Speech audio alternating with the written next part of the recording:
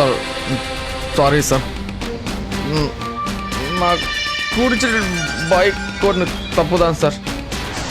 நான் வேணும்னே உங்கள் வண்டி மேலே மோதல சார். உங்கள் காரோட ஹெட்லைட்டு என் கண்ணை கூசிச்சு சார். அதில் தான் சார் பேலன்ஸ் இல்லாமல் மோதிட்டேன் சார். ஆனால் நான் நான் ஸ்டடியாக இருக்கேன் சார். ஏண்டா நீ இவ்வளோ பெரிய குடிகாரன் தெரியாம தான் கமிஷனரோட பொண்ணு உன்னை லவ் பண்ணி கல்யாணம் பண்ணிட்டாலோ? சார் சார் நீங்கள் நினைக்கிற மாதிரி நான் குடிகாரலாம் கிடையாது சார். அப்போல்லாம் நான் ரொம்ப நல்லவன் சார். இப்போ மட்டும் என்ன வந்தது சார்? அன்னைக்கு உங்க பேச்சை கேட்காம போடலாம் சார். இப்போ நான் அனுபவிச்சுட்டு இருக்கேன் சார். சார் சார் சார் நீங்க என் மேல அக்கறை வச்சதுனால சார் என்னை ஸ்டேஷன் கூட்டின்னு போய் என்னை அடிச்சு கமிஷன் போட்டு வேண்டாம் மறந்துடுன்னு சொன்னீங்கல்ல சார். உங்க பேச்சை நான் கேட்காம போயிட்டேன் சார். நான் கேட்டிருந்தேன்னா கமிஷனர் வீட்டுக்கு நான் மறுபடியும் போயிருக்க மாட்டேன் சார். என் தன்மானத்தை இழந்து என் மேல போய் இப்படி நடு ரோட்ல அசிங்கப்பட்டிருக்க மாட்டேன் சார். அப்படி என்னடா உனக்கு அவமானம் வந்துச்சு? சார் என்ன அவமானமா கேட்குறீங்க? இதுக்கு மேல என்ன சார் நடக்கணும் சார்? பணம் வேணும் சார். வாழ்க்கையில லட்சமா பணம் வேணும். கோடி கோடியா பணம் வேணும் சார். அப்பதான் சார் பொண்டாட்டி கூட மதிப்பா. இல்லைன்னா என் ரூம்ல இருந்து என் துணிமணி ட்ரெஸ் எல்லாம் தூக்கி எறிஞ்சு அவமானப்படுத்தலாம் சார்.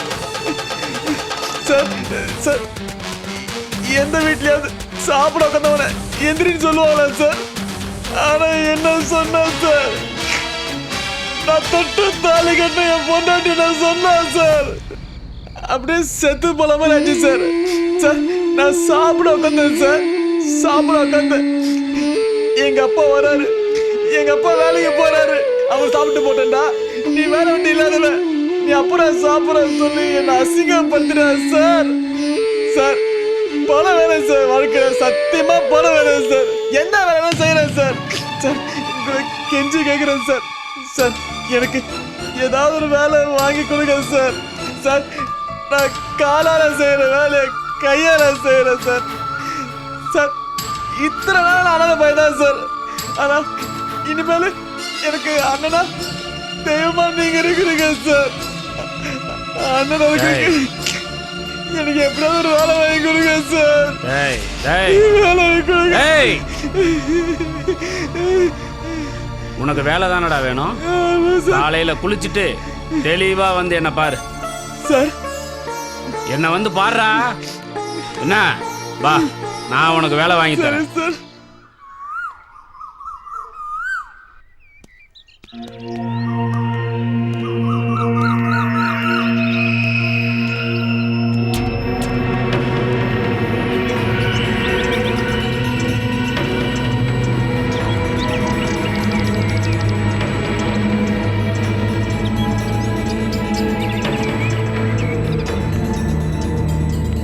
என்னடா வந்ததுமே வாயை பொழந்துட்ட? என்ன சார் இது? எங்க பார்த்தாலும் அவ்வளவு பிரம்மாண்டமா இருக்கு. மொத்தம் 600 ஏக்கர். இது ஆரம்பம் தான். போக போக பாரு பெரிய கிராண்டியரா இருக்கும். அப்புறம் இது நமக்கு ரொம்ப வேண்டப்பட்டவங்களோட இடம். நம்ம சொன்னா கண்டிப்பா உனக்கு வேலை கிடைச்சிரும். நம்பிக்கையோட வா சார்.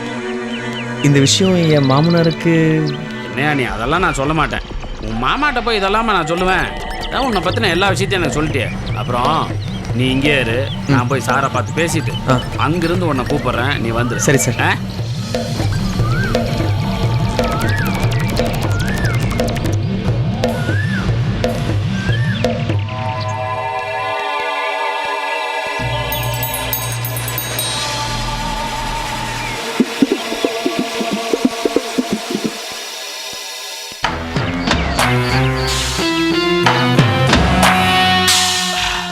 சார் யாரு?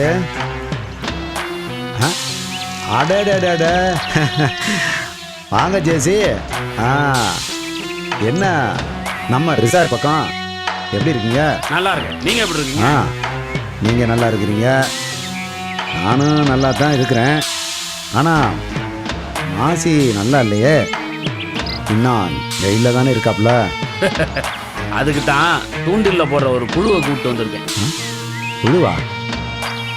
ஒன்றும் புரியலையே. வேண்டப்பட்ட ஒரு பையனை கூப்பிட்டு வந்திருக்கேன். இந்த ரெசார்ட்ல நீங்க ஒரு வேலை போட்டு கொடுக்கணும். வேலையா? யாரு? யாருன்னு சொன்னா நீங்க ஆடி போயிருவீங்க. அட சொல்லுங்க.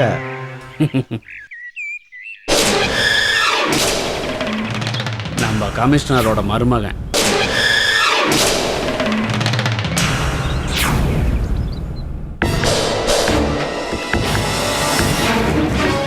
யாரு? நம்ம ஆமா, அவரே தான். யாரு? அவரா நம்மக்கிட்ட சிபாரிசு பண்ண சொல்லி வேலைக்கு?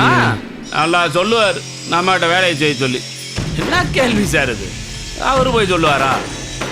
இது நமக்கே வந்த ஒரு சூப்பர் கணக்கு தான். சரி, பையன் இங்க? தம்பி, ஏய் தம்பி, வாயா.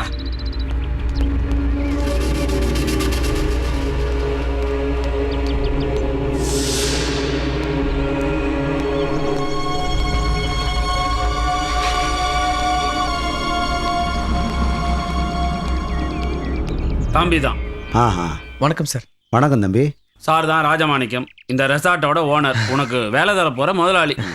ஆமா, உன் பேர் என்னப்பா? ராஜ்குமார். அப்படியா சார்? சர்டிஃபிகேட். ஏய், இதெல்லாம் எதுக்குப்பா? ஜேசிபி சார் சொல்லியிருக்காரு கமிஷனருடைய மாப்பிள்ளையா இருக்கிறீங்க, அப்புறம் எதுக்கு இதெல்லாம்? ஒரு தடவை நீங்கள் பார்த்துட்டா எனக்கு திருப்தியா சார். இதான் படித்த பிள்ளைங்கிறது. கொடுங்க. உள்ள வாங்க.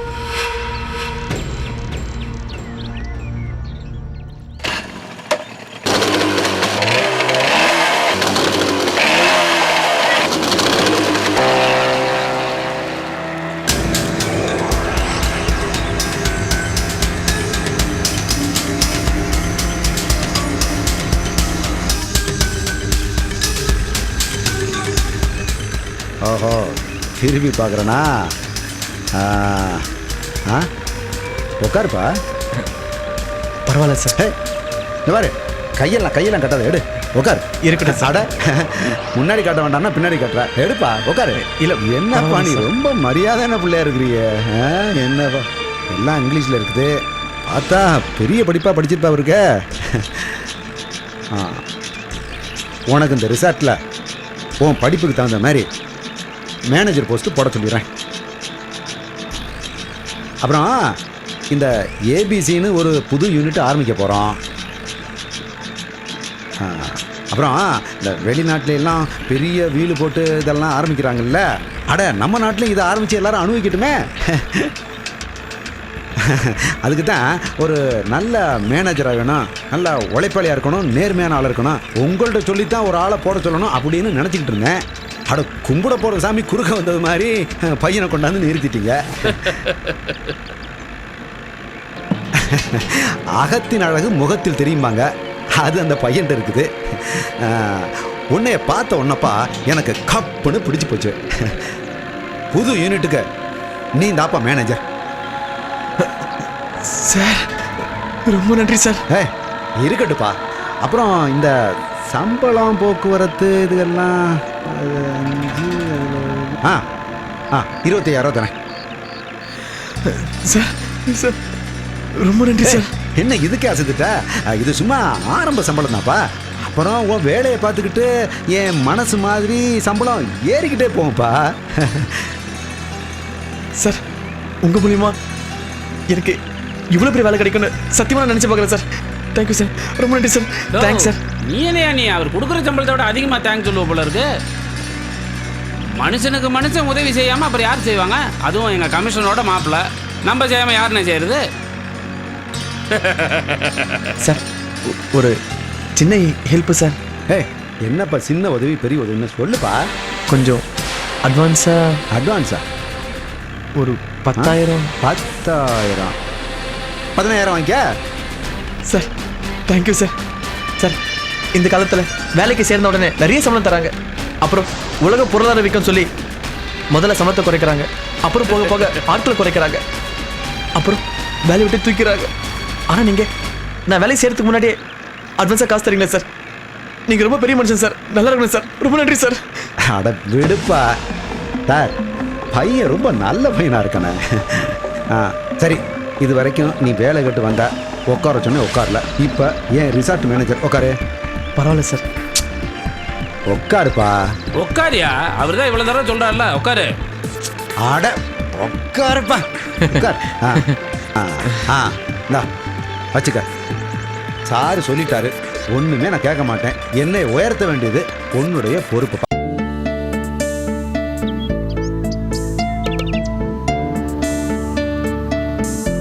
மீரா, மீரா, மீரா, மீரா, மீரா, எங்க மீரா? மீரா, என்னங்க? இங்க வா. என்ன? இங்க வா.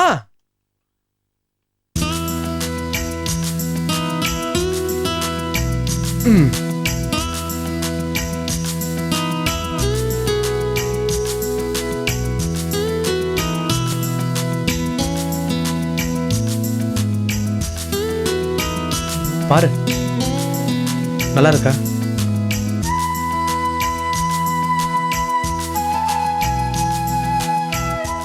பிடிச்சிருக்கா? இது உனக்கு தான் பிடிச்சிருக்கா?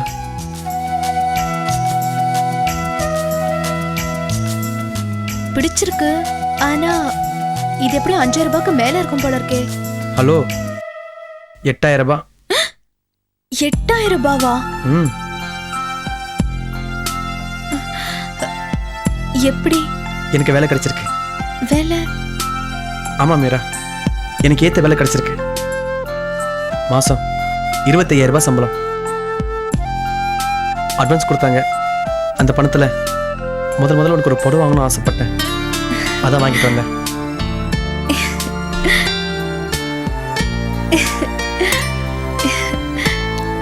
தேங்க்ஸ். தேங்க்ஸ். இப்படி சொல்லக்கூடாது. பின்ன வேற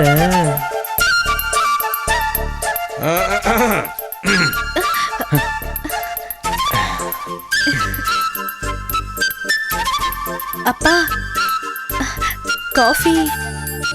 வேண்டாமா, அவருக்கு வேலை கிடைச்சிருச்சுப்பா. நீங்க பேசிக்கிட்டு இருந்து நான் கேட்டேன்.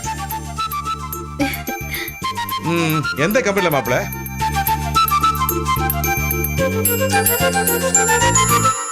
அப்பா, எந்த கம்பெனியா தான் என்னப்பா? அவருக்கு மாசம் 25000 ரூபாய் சம்பளமா? பிசினஸ்ல ஏதோ வேண்டான்னு சொல்லி அவரே போய் ஏதோ வேலை தேடி இருக்காரு. ஓகே தான். சரி மாப்பிள்ள, கங்க்ராட்ஸ். தேங்க்ஸ். Good luck. அவர்தான்ப்பா, அவர்தான் எனக்காக இந்த புடவை வாங்கிட்டு வந்திருக்காரு. இந்த புடவை எவ்வளவு தெரியுமா? 8000 ரூபாவா? நல்லா இருக்கு. ஓகே தான், நான் வரேன்.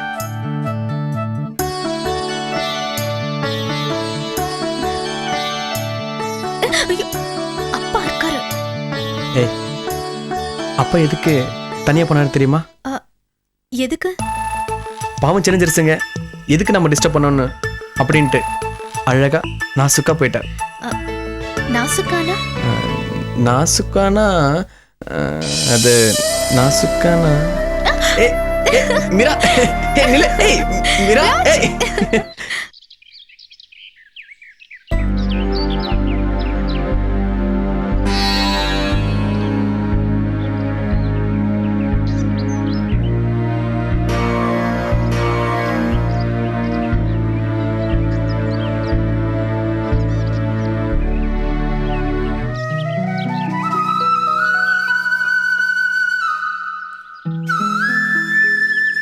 ஈஸ்வர், என்னப்பா?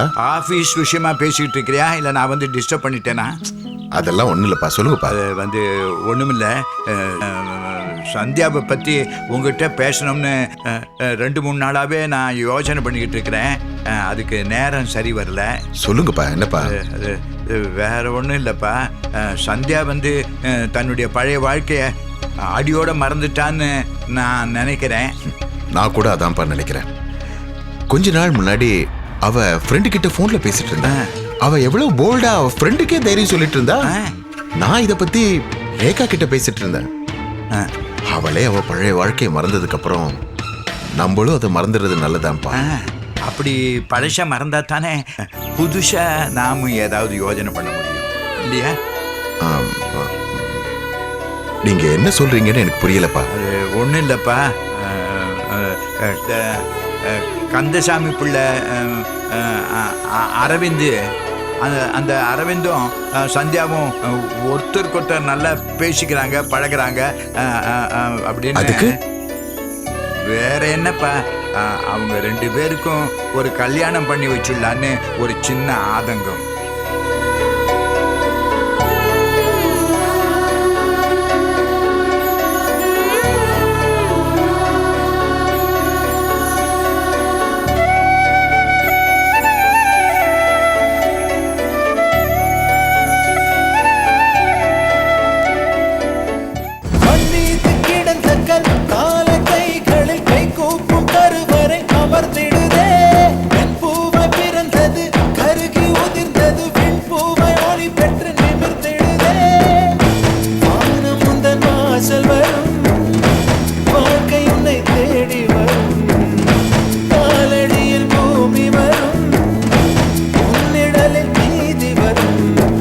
பலம் உடைத்திடு பகைவரை ஜெயித்து